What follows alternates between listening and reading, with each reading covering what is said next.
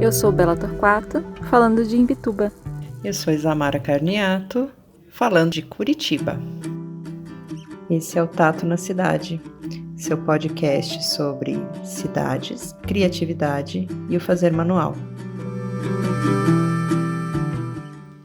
Quando o valor de um produto artesanal é alto, o preço também tem que ser? Um artesão consegue consumir artesanato no seu dia a dia? Aquilo que o artesão cria só tem valor fora da sua realidade? Muitas vezes eu e a Bela nos questionamos sobre o produto artesanal ser acessível ou não. Essas são apenas algumas das perguntas que pairam nas nossas cabeças e que queremos compartilhar com vocês nesse episódio. E quem sabe, nessa troca, a gente encontre caminhos e respostas. Vamos juntas?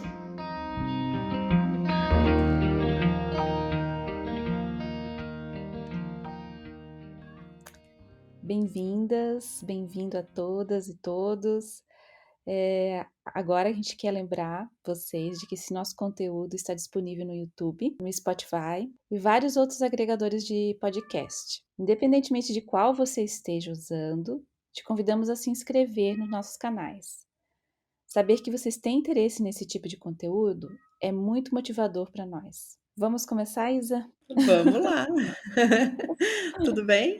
Tudo, e você? Tudo bem também. Me diz uma coisa, Bela. A gente é fã de artesanato, a gente pesquisa artesanato, a gente é entusiasta dos fazeres, né? Muitas vezes a gente põe a mão na massa, a gente produz algumas coisas também. Mas assim, você consegue consumir produtos artesanais e manuais? Como que você se sente quanto consumidora desse tipo de produto? Mas é uma boa pergunta, né? Porque a gente falar sobre um universo e não ser parte, né, Uhum. ativa desse universo é uma pergunta bem importante. Eu sou consumidora de produtos artesanais, porém, eu sinto que ainda estou muito aquém do que eu gostaria de ser, né, como consumidora rotineiramente, digamos assim, de produtos artesanais. E eu explico por que, que eu ainda acho que estou muito aquém. Nos últimos 10 anos, a minha forma de consumir mudou bastante, bastante mesmo. Eu mudei para uma cidade pequena. O que eu achava importante antes, não necessariamente eu acho agora. E o que a gente consome muito hoje são muitas coisas que são necessárias, por exemplo, alimentação, saúde, né? Eu tenho 10, 11 bichos, então também tem a alimentação deles, o cuidado deles. Então, existem as prioridades no sentido de manutenção da vida, né? E Uhum. do teu bem-estar. Algumas outras coisas que eu comprava muito mais antes, que eu não compro agora, por exemplo, roupa. Antes eu comprava com muito mais frequência e também com muito mais quantidade, em muito mais quantidade. E hoje em dia isso diminuiu bastante. E muitas vezes, quando é necessário comprar, porque existe a necessidade do dia a dia de Sim. você usar roupas que você usa no dia a dia, né? E nessa lida de casa, de bichos, de cuidados, são roupas bastante usadas, né? Que você usa com Uhum. bastante frequência. Geralmente busco por produtos feitos por pessoas, pequenos negócios, né? E eu me sinto frustrada porque eu não consigo. De fato, não cabe no meu bolso. Não dá. E daí eu acabo optando por lojas de departamento que têm um valor que cabe no meu bolso. Então, nesse sentido, eu me sinto muito frustrada, assim, né? Que eu gostaria de consumir mais, né, produtos artesanais nesse sentido. Por outro lado, por exemplo, quando eu penso num presente ou uma peça, alguma coisa que eu me identifiquei muito, sempre são produtos artesanais ou de pequenos produtores ou eu sei minimamente da onde está vindo aquilo. E é isso, assim, né? Acho que é mais ou menos essa minha visão de como é que eu estou atualmente. E você? Então, Você estava respondendo e eu estava refletindo aqui também do meu lado, né, como que eu me sinto nessa questão de consumidora do artesanato. Eu também gostaria de consumir muito mais. Eu sinto que eu tenho um déficit, né? A gente se sente em débito, assim, principalmente porque a gente conhece muitas pessoas que produzem, né? Só que tem vários fatores que levam, às vezes, a gente não conseguir consumir. Um deles é a questão de não ter o recurso mesmo para investir muitas vezes naquele objeto. Não é porque eu não gosto, não é porque eu não valorizo, não é porque eu não perceba a importância, não é porque eu não deseje, sonhe muitas vezes com aquele objeto até. É simplesmente porque aquilo que você falou não cabe no meu bolso. E não é nem que eu acho que deveria ser mais barato para caber, não. Eu acho que eu que deveria ganhar mais, né? Para poder ter acesso. Eu acho que ele tem muitas vezes eu olho e falo, não, é o preço justo mesmo. E aí eu acho que essa reflexão é legal a gente trazer até, assim, balizar um pouco o que a gente entende sobre valor e preço, porque são dois termos que a gente usa, às vezes até como sinônimo, né? Sem pensar mesmo, a gente às vezes se referencia, né, a uma questão que é relacionada ao preço, a gente fala valor, às vezes uma questão que é o preço, que é valor, a gente fala de preço, né? Confunde as duas coisas. Eu acho que o valor ele está muito relacionado com a percepção e a visão de mundo de cada um. Então, eu percebo o valor em coisas que talvez você não perceba, ou você percebe e eu não percebo. Então, o valor é uma referência que cada um traz, que ela não é muito mensurável assim. Apesar de muitas vezes a gente ter uma noção de valor de algo e quando a gente vê o preço, a gente fala, nossa, tá barato. A gente pode ter aquela mesma visão de valor daquilo e quando a gente vê o preço, fala, ah, mas aí eu acho que tá muito caro para o valor que eu percebo. E é a maneira com que eu tento transformar isso que não é mensurado em algo mensurável, que é o dinheiro, né? Que é quanto eu posso pagar. E o preço, por outro lado, é bem isso, né? Aquela coisa que é monetária. Eu preciso converter, ele vai passar muitas vezes por um cálculo, né? De custo, de lucro, que vai estar ali relacionado ao produto, que vai culminar no preço. Mas a associação dessas duas questões, né, do valor e do preço, é o que faz a gente comprar algo sentindo que está tendo vantagem naquela compra, né? Quando eu associo um valor muito grande a determinada coisa e eu vejo que, na verdade, o preço é baixo, eu sinto que eu estou levando vantagem, né? Então, eu acho que esse é um ponto, assim, importante da gente entender, né?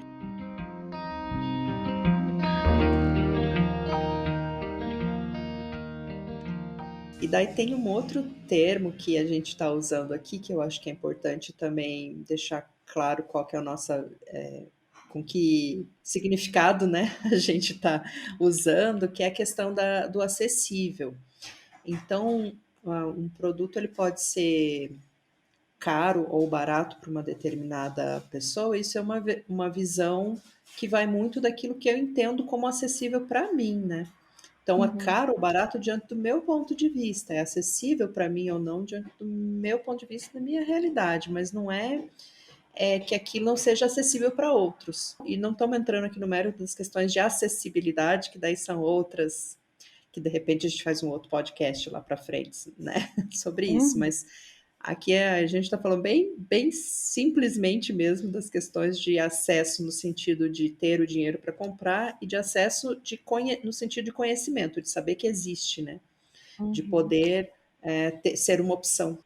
Porque às vezes a gente acessa aquilo que Uhum. está visível e às vezes está saltando aos nossos olhos, né? A gente acaba optando muitas vezes pelo prático e pelo que está mais fácil, que está ali na mão, né? Às vezes a gente tem que tomar uma posição crítica e também curiosa a respeito daquilo que não está na nossa mão, que não está acessível. Geralmente o produto artesanal, ele é uma busca, às vezes de casa em casa, pequenos eventos que acontecem, e eles não são, digamos, às vezes muito mais práticos, né, como um mercado ou qualquer outra coisa que o mercado está oferecendo para gente. Exige um esforço também por parte de quem quer comprar, toma Sim. isso como ponto de partida, né? Antes de comprar qualquer coisa, refletir que opções eu tenho que possam ser opções que vão estar apoiando um pequeno produtor, apoiando alguém do meu bairro, algum conhecido, enfim, né, que realmente vai que possa fazer diferença para alguém, né? Uma pessoa. Tem muito a ver, claro, com o outro, com apoiar a causa do outro, mas de você partir de você é aquilo que você acredita, né?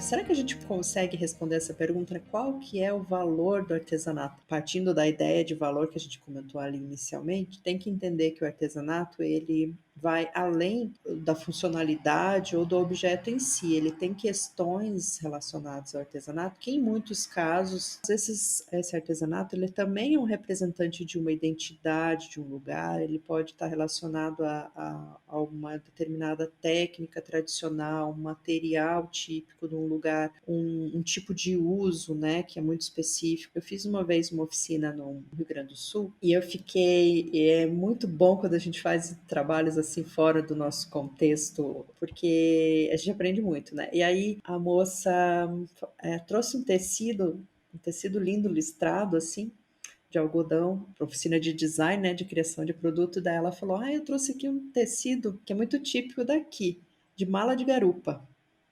E eu fiquei com aquela tela em branco na minha frente, porque é uma informação totalmente nova para mim naquele momento e eu desconhecia, né? E aí ela me explicou que tradicionalmente, né, o pessoal que usa o cavalo faz uma espécie de uma bolsa, que ela é uma bolsa simples de forma de confecção, mas muito inteligente, muito prática, né? Que coloca nas costas do cavalo para você poder pôr nas coisas ali mesmo. Então, ela é uma bolsa dupla, né? Ela tem bolso dos dois lados e uma parte em cima que fica em cima do cavalo.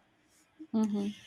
E eles costumam fazer com tecido bem resistente. Esse algodão é um algodão, mas que tem, né, uma estampa própria. Tá? A gente acabou fazendo toda uma coleção com aquele tecido lá, porque eu fiquei encantada com aquilo, né? Então veja como as necessidades do ambiente, quer dizer, se alguém vendesse uma mala de garupa, né, é, na rua, estivesse vendendo na rua, numa cidade lá, eu talvez passasse e não visse nenhum valor naquilo, porque eu desconheço o contexto do qual aquilo vem. Mas a partir do momento que ela me contou a história, como que funciona, por que que usa, por que que ela é daquele jeito, por que tem aquele formato, aquele uso, um uso muito específico da realidade deles, eu já, nossa, dei outro valor para aquele produto. Dentro daquela realidade, talvez para ela, elas se espantaram quando eu valorizei tanto aquele tecido, porque no dia a dia, para eles, aquilo não era um produto banal, né? Era um objeto sem importância no sentido de supervalorização, ele era importante para o uso. Às vezes a pessoa que tem o olhar de fora que consegue perceber esse valor. Muitas vezes a gente tende a valorizar muito mais aquilo que é exótico, aquilo que é fora da nossa realidade, do que aquilo que está dentro do nosso contexto diário. E aí isso reflete para o artesão também, né? Então, muitas vezes ele produz um determinado objeto e ele acaba vendendo fora, porque dentro da comunidade dele mesmo, as outras pessoas não percebem valor naquilo, as pessoas que estão no mesmo contexto, digamos assim. Pensando, né, nessa questão que você falou, dessa bolsa, né, desse tecido e dessa solução, quando a gente vê coisas, soluções como essas que parecem são soluções simples, né, e surgiu daquela necessidade, enfim, e que foi usado com material que estava ali à mão, porque geralmente está perto, né? Todas as soluções é tudo aquilo que está perto. Você faz pouco, você como produtor daquilo, porque Uhum. foi, né, entre aspas, foi fácil. Mas é justamente essas soluções e que perduram que são as mais valorosas, né? Porque elas resistiram ao tempo e elas persistiram, né? Passou de mãe para filha, para neta, né? E ficou, e aquilo faz parte do dia a dia das pessoas, né? Então, por si só, isso realmente tem um valor enorme.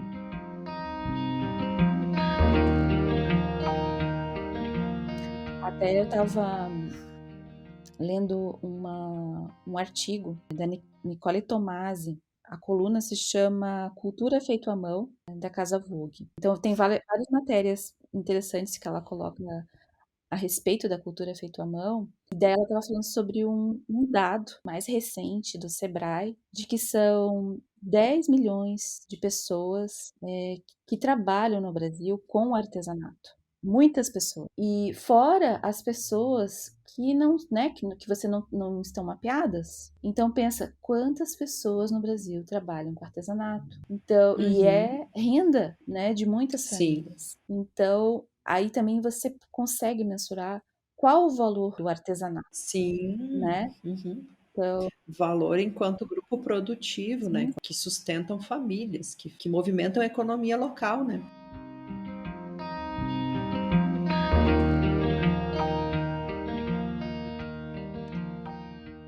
Então, e aí uma relação que a gente faz muito e que algumas pessoas têm já uma preconcepção de que o produto artesanal é caro. É importante também a gente entender como essa questão da formulação do preço de um produto artesanal, porque ele sempre tem que ser justo, né?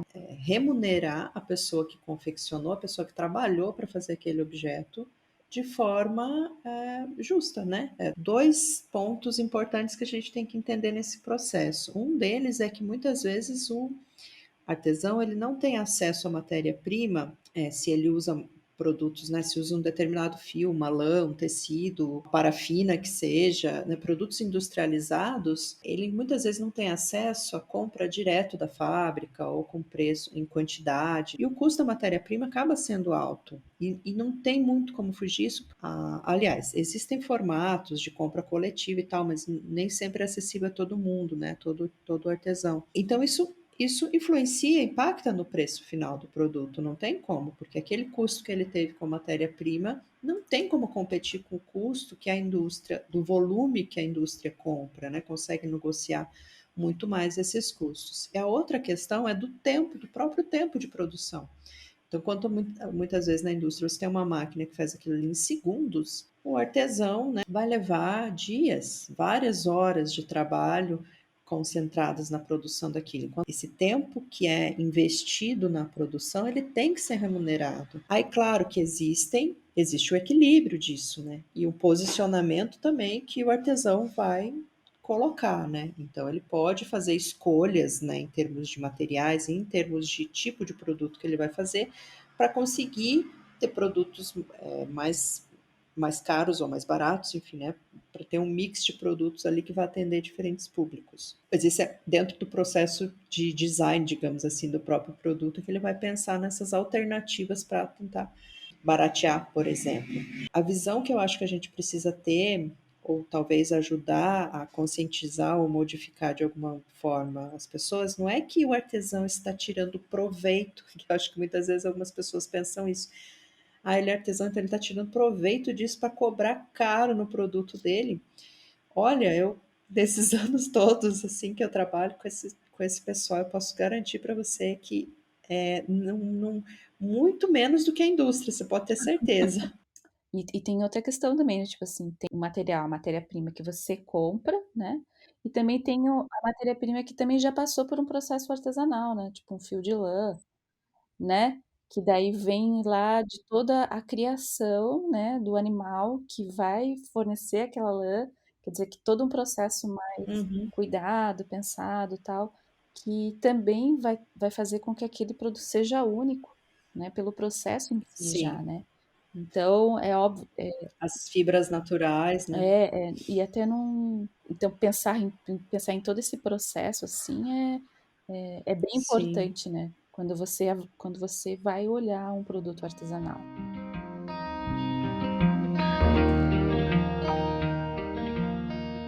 A gente indo aqui para o nosso final da nossa conversa, porque a gente sempre sente que quando tá, eu não sei, acho que a Bela concorda comigo, né? A gente sempre sente que teria mais umas 2 horas para falar assim, mas daí a gente fica pensando, ninguém vai ter, do outro lado, será que alguém vai ter paciência de ouvir a gente Sim. 2 horas?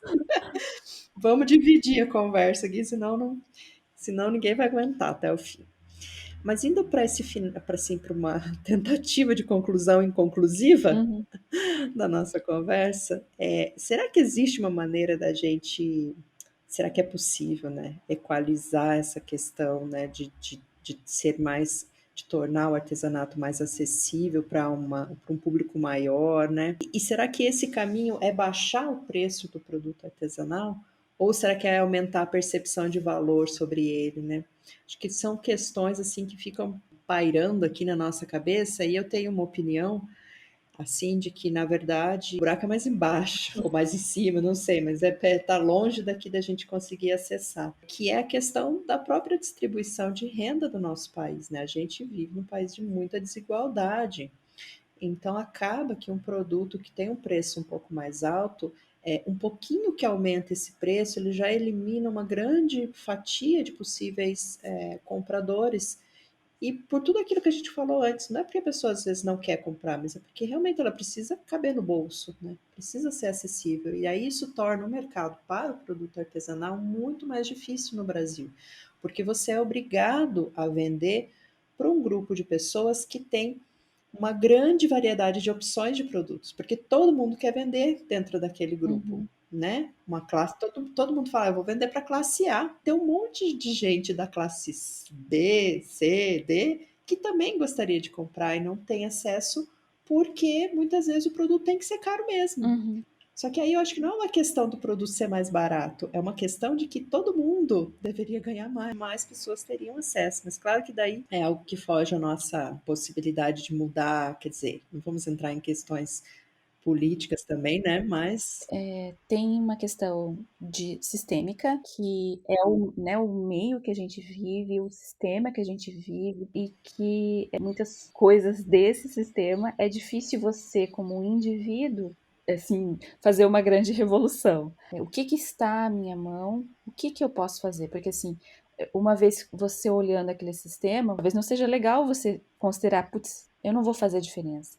Você faz diferença. Quanto mais conscientização, quanto mais consciente a gente está, mais pessoas você pode influenciar, mais grupos sim, podem aumentar referentes né, a todo esse sistema. E quem sabe um dia tudo isso mude, né? Então, acho que esse posicionamento cada coisa que a gente faz e a gente assume é um posicionamento político, né? De, de consciência do mundo que você vive, né?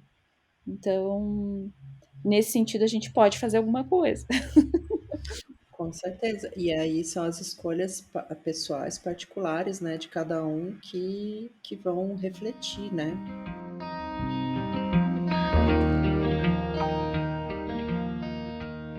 Uma coisa que eu penso, eu fiz uma listinha, né?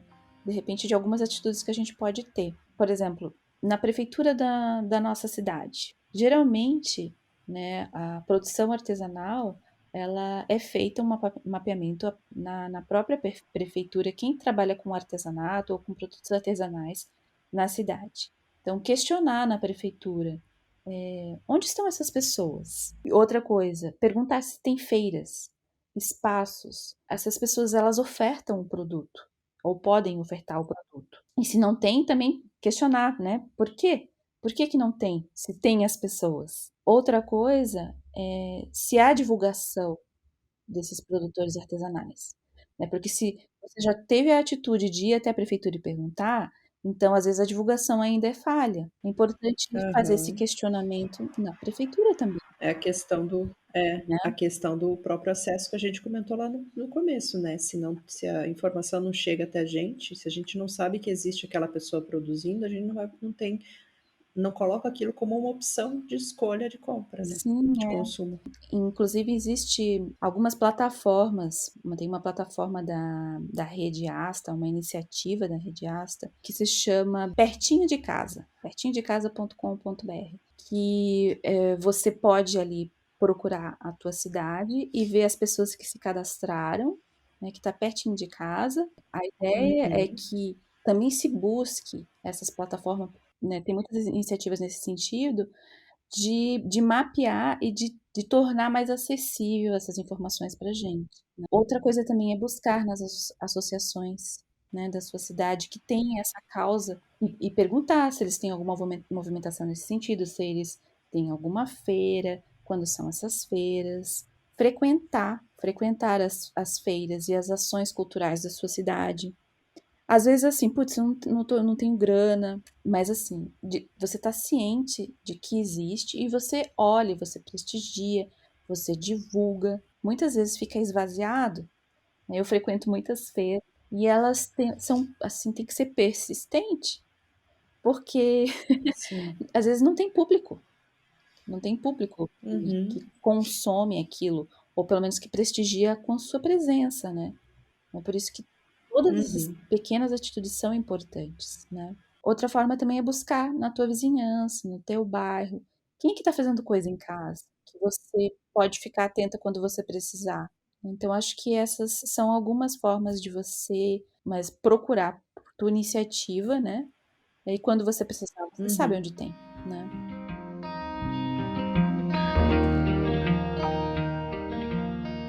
E eu acho que então, acho que, assim, bem importante, né, isso que você traz do ponto de vista do consumidor, e eu acho que do ponto de vista também de quem produz, como é que a gente consegue, de repente, colocar como um propósito da nossa marca também ser mais acessível, né, desenvolver um mix de produtos que possa ter produtos com valores, né, que necessariamente precisam ter um preço mais caro, e outros também que tenham preços mais acessíveis. Assim, a gente aumenta a gama de possibilidade de venda, a gente não fica focado só em um determinado público. Então, acho que uma das maneiras é buscar alternativas de matérias-primas que podem ser substitutas, que com qualidade, obviamente, né, que possam ser substituídos, porque a gente sabe que tem produtos artesanais que não podem, né, tem que ser feito com aquele material mesmo. Pensar em formas de se produzir também que a gente consiga reduzir o tempo de produção, de repente, porque às vezes são pequenos detalhes no processo que reduzem ali 1 hora, 2 horas no tempo de produção, isso vai impactar no preço lá. Então tem que ser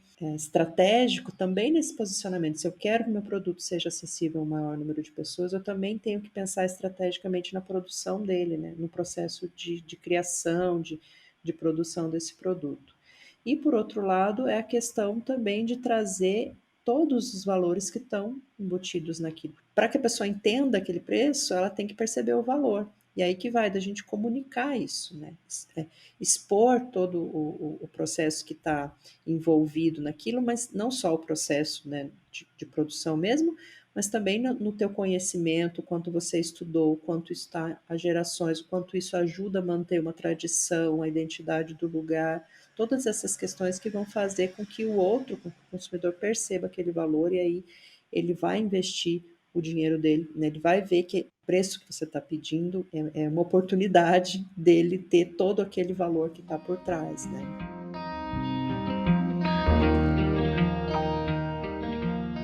Fechando aqui um ciclo de 4 episódios em que a gente foi muito mais intuitivo nessa Uhum. construção do que qualquer coisa, do que planejada. Mas é legal porque lá o episódio número 0 a gente falou sobre a desvalorização, né, numa perspectiva mais histórica, e a gente vem nesse quarto episódio aqui, ou no 3 oficial, né, se o produto artesanal é acessível ou não, né? E aí fecha, eu acho que um raciocínio, porque a gente abraça ali a questão da cultura do fazer artesanal que a gente falou, e também do que é o tato na cidade, está bem dentro dessa ideia geral, né, do fazer manual, da valorização da cidade, da identidade, da criatividade. Fizemos aqui um bom ciclo de conversas até agora, mas, claro, não pensem que a gente vai parar por aqui, teremos próximos aí, né? Talvez a gente pare um momentinho para planejar os próximos. Esse fechamento de ciclo foi bonito de ver também, né, porque realmente, como você falou, intuitivo, né, um fechamento de pensamentos, de E de provocações, de aprendizado, né? aprendizado, é. Eu acho que quem ouvir lá o 0, o 1, o 2 e agora o 3, espero que perceba também que a gente aprendeu um pouquinho mais a lidar Sim. com o nosso diálogo, as nossas edições, tudo mais, né? Então, bom, se você ouviu até aqui, agradecemos então a sua audiência, né, a sua paciência. Esperamos que você possa compartilhar com a gente a sua opinião também sobre tudo isso. E se você quiser, pode usar o nosso canal lá no Instagram, que é o @tatofazermanual. A gente está disponível por lá. E é isso, né? Obrigada então pela conversa. Obrigada também, Isa. Até a próxima.